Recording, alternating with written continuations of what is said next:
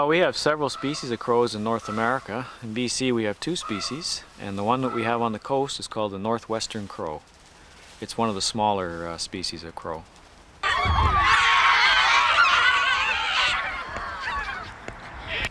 Well, crows have extremely varied diet. They'll eat almost anything organic.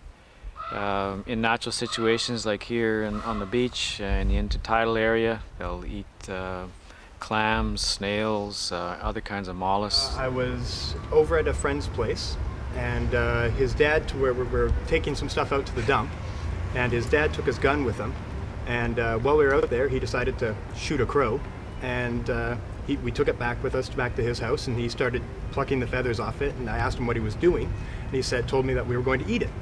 Are they scavengers? Of course, they're great scavengers in garbage dumps and in backyards, and they'll eat almost anything that they can find. The other scavengers occupy City Hall. So I ate it, and it was quite disgusting. Very stringy and very tough. Me and 3 of my buddies were golfing one day, and as my buddy teed off, just as he swung through, a small little starling flew down maybe about 4 feet in front of him, and the ball hit the starling right in the head and knocked him silly. So the bird was sitting there flopping around, and we knew it was hurt, and we thought, oh, well, one of us has to put him out of his misery. We were kind of drawing straws. Sino has to do it.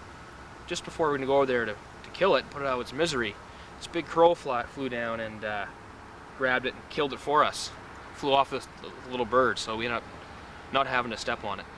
And of course, they're famous for taking young birds out of nests or eggs, or even coming down and killing immature birds or small mammals that are maybe in trouble.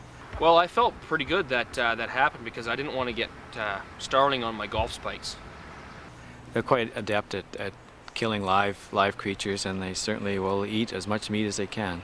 I grew up on a farm, and they would often attack our rabbits, kill them, and leave them for dead.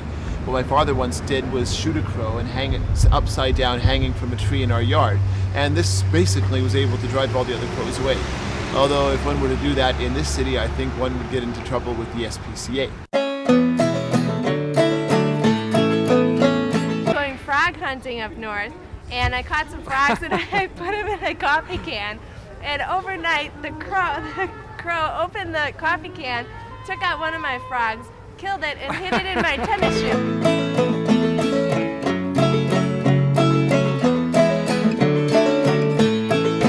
Where there are people, crows are probably more numerous than they were historically. I haven't seen that many crows in my life.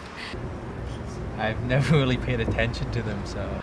After the breeding season, crows start to form these roosts at night, and they'll travel for miles and miles around to one site, and surely it's a way to protect themselves from predation from nocturnal predators such as great horned owls.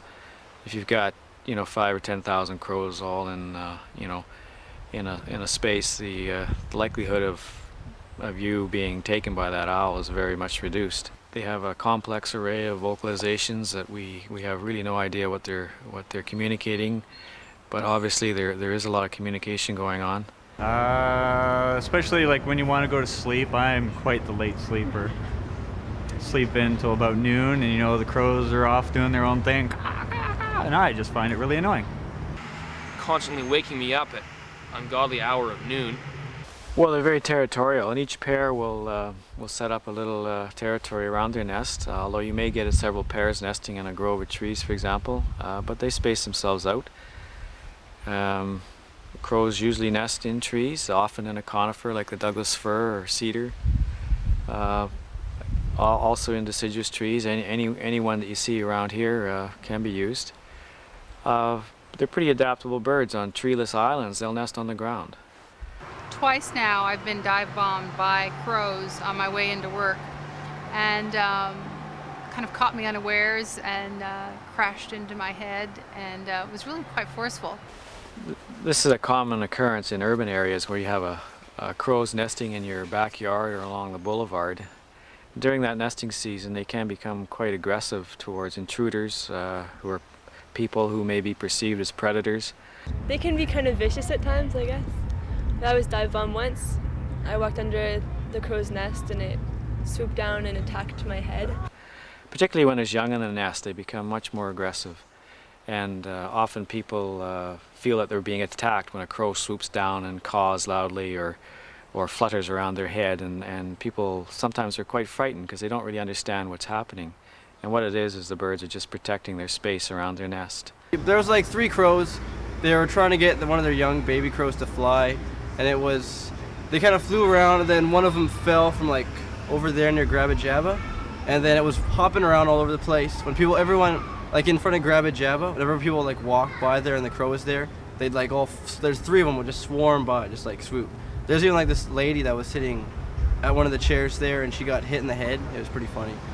It's a very natural reaction. Most wildlife will protect their young, their den, their nest. Crows being big birds and with big beaks, they look like they can do some damage. It's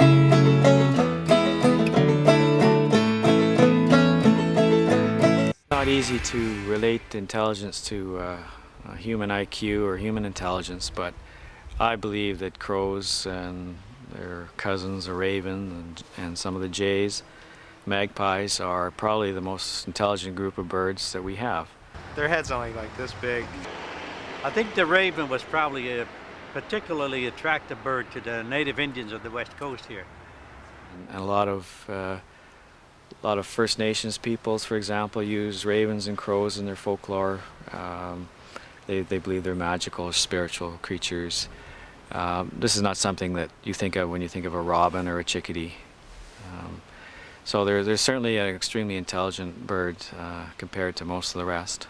The intelligence of a crow? I don't know. I don't know. Heckle and Jekyll used to scare me, I suppose.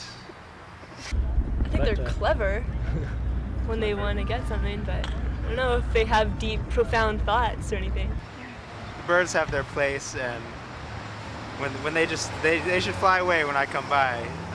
As should all animals should flee, and the crows don't. They have no respect. No respect.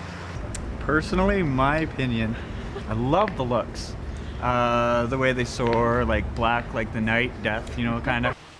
Well, Sheryl Crow is my favorite crow, and I would listen to her sing anywhere, anytime.